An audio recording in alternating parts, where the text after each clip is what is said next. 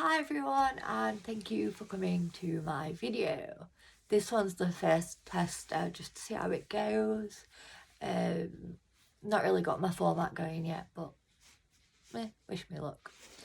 Today is Wednesday the 5th of May 2021. I myself have had,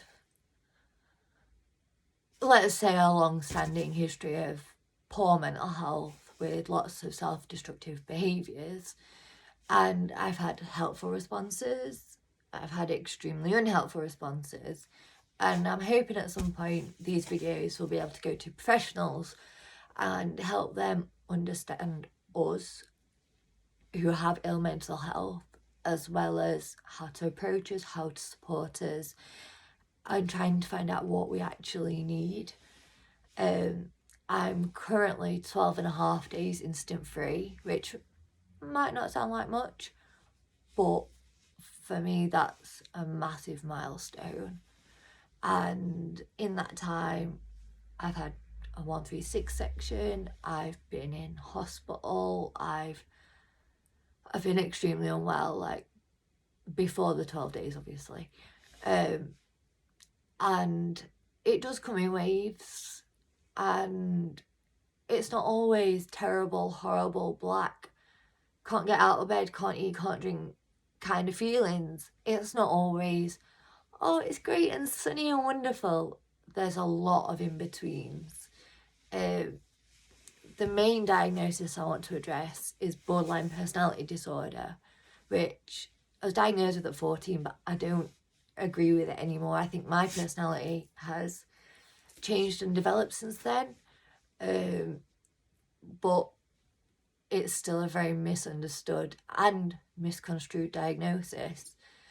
A lot of the time we're seen as manipulative, controlling, attention seeking, we'll never get better, or untreatable, that we know what we're doing and we're still doing it anyway, and we don't give a monkeys about anybody else, and that couldn't be further from the truth.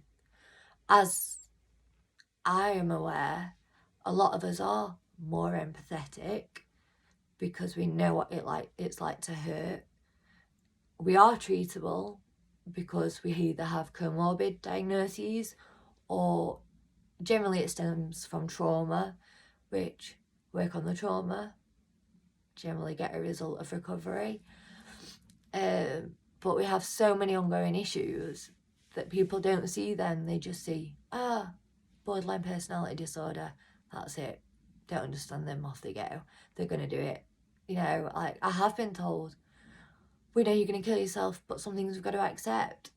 And you know how hard that is to hear when all you want is somebody to offer you a hand, to somebody to take the pain away, somebody to even just realise how bad you're hurting. And I find, for me, I generally get the, well, you've got the helplines, or you know the coping skills, or you've been through therapy. And it's not one size fits all. It's not, right, you have this, so we'll do this and that's it, you're fixed. It doesn't work like that.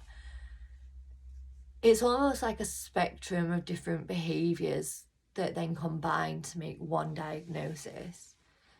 And these can be sort of extreme emotions. That's your number one, intense and extreme emotions. And then there's the attachment issues, or outbursts of anger, or self-harm and suicidal ideation, impulsive behaviours, gambling, promiscuity, eating disorders, things like that. And generally they're all overlooked and just thought, you're a difficult patient, you're a regular at A&E or here or there or whatever. We're done with hearing about it. It's just for attention, or because you want a bit of care, or I don't know.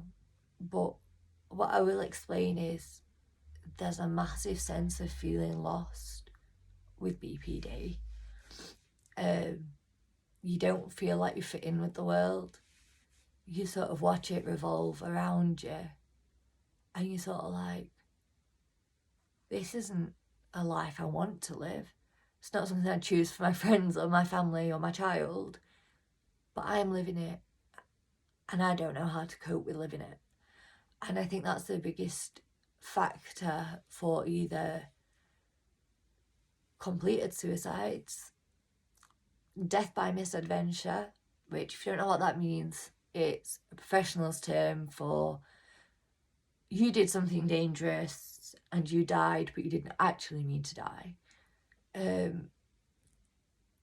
And just that feeling lost is just like, well, how do I fix it? No one else understands. How do I learn to understand? And my experience has been that, well, I'm 25, soon to be 26, and yet nobody, no professional that I've encountered so far has actually addressed my trauma. But the response I get is, in order to address trauma and do trauma therapy, I have to be stable. But to be stable, I need the therapy. Where do I go from there? I'm stuck in a catch-22. And when I hurt myself, it can be severe. Some might think it's mild. There's all kinds of in between. Never, ever belittle someone's attempt to harm themselves. The fact that they even thought of harming themselves is a warning sign. It should be a big red beam of light going, this person needs help, before they get lost in the system. The system's messy.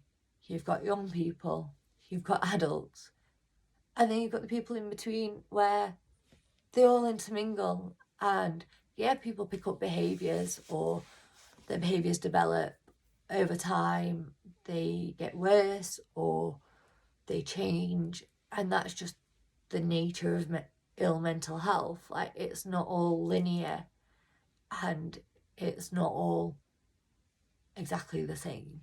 Self-harm doesn't just mean one method over the other. It can be whatever causes pain to that person. That is self-harm, or as I would rather call it, self-destruction. So it's sort of validating that can really help. Trying to find out what caused it or why they felt the need to do it. But if they don't know, accept that maybe they don't know. Maybe they're not aware of their trigger, and maybe they're in so much pain that's all they can feel. They don't realise that they are harming themselves or putting themselves at danger. They don't realise why or what prompted it, not even what thoughts went through their head before they did it. They just felt that they needed to do it, and it can be for a release, an escape, an adrenaline rush. It can become an addiction, and it's scary, because in that moment, I can personally say there's no fear. When you're in that mindset and you're thinking, do you know what, I give up, do you know what, I don't deserve, or I just need to not feel what I'm feeling, anything is better, and that takes away any fear you might have of the consequences. So I just sort of like want to, I don't know, just address how we are approached by people. Like, there's a misconception in the general public that we have multiple personalities or alter egos or things like that. That's actually dissociative identity disorder, not borderline personality disorder. I don't know enough about that one to go into it because I don't have it.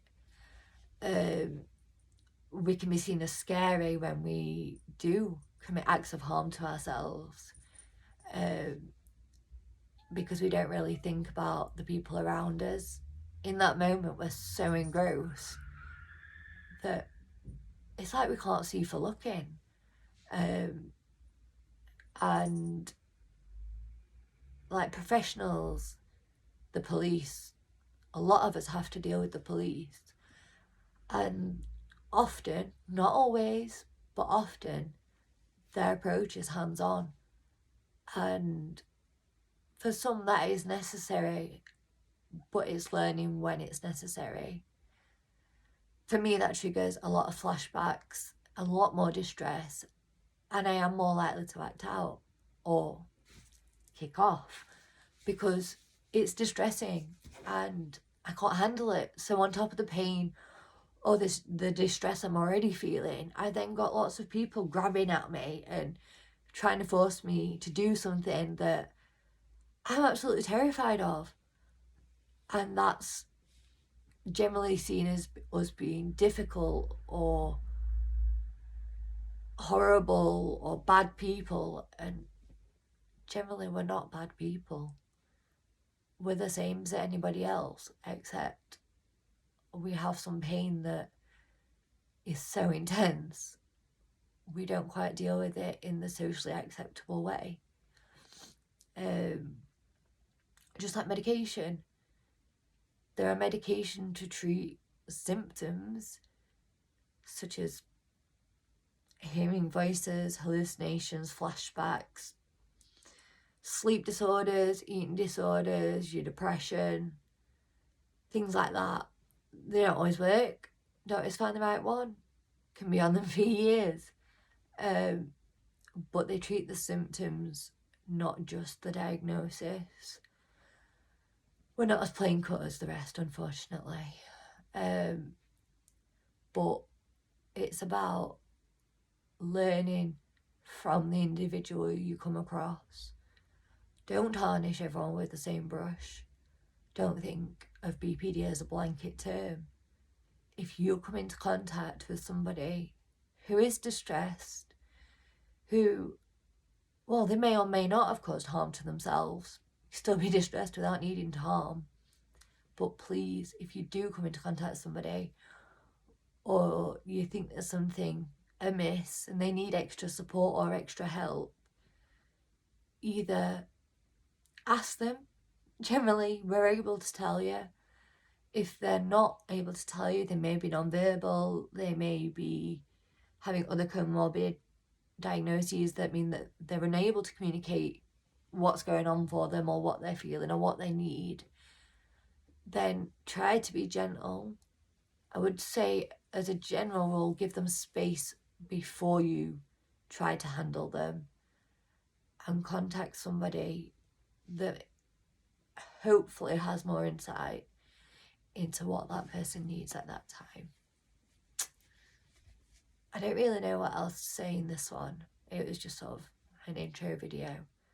But if anybody has any questions or comments they'd like me to address in a second video, if I can get that far, please don't be afraid to ask me. Thank you.